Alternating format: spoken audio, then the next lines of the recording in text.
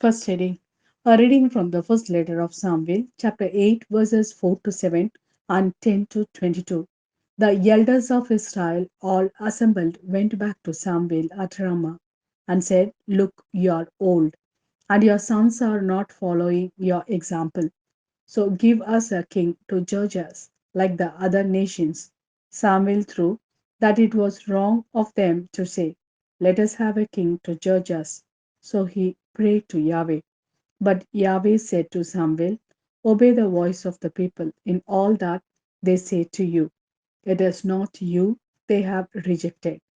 Everything that Yahweh had said, Samuel then repeated to the people who were asking him for a king. He said, This is what the king who is to reign over you will do. He will take your sons and direct them to his chariotry and cavalry, and they will run in front of his chariot.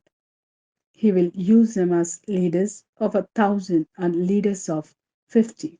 He will make them plug his fields and gather in his harvest and make his weapons of war and the gear of his chariots. He will take your daughters as perfumers, cooks, and bakers.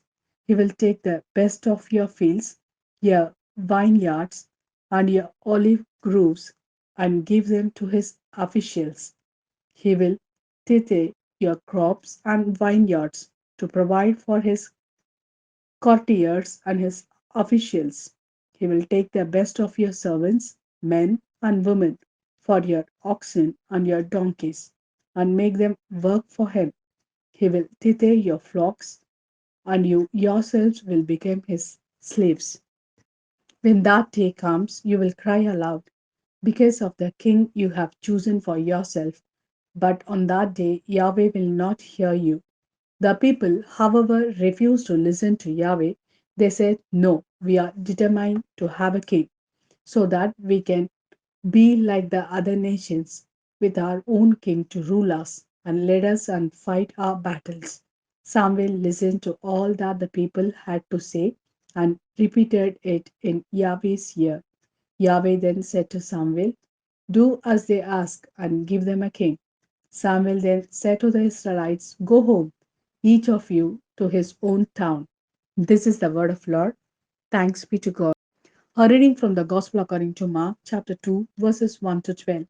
When he returned to Capernaum, sometimes later, word went round that he was in the house, and so many people collected that there was no room left. Even in front of the door, he was preaching the word to them.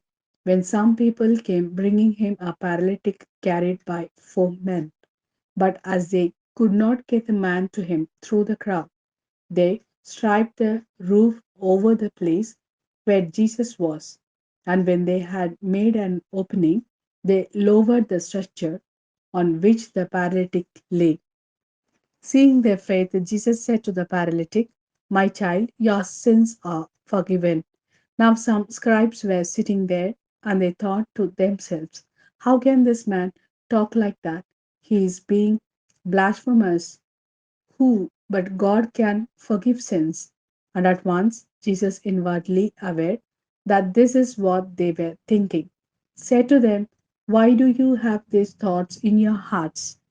Which of these is easier to say to the paralytic, Your sins are forgiven, or to say, Get up, pick up your stretcher, and walk? But to prove to you that the Son of Man has authority to forgive sins on earth, he said to the paralytic, I order you, get up, pick up your stretcher, and go off home.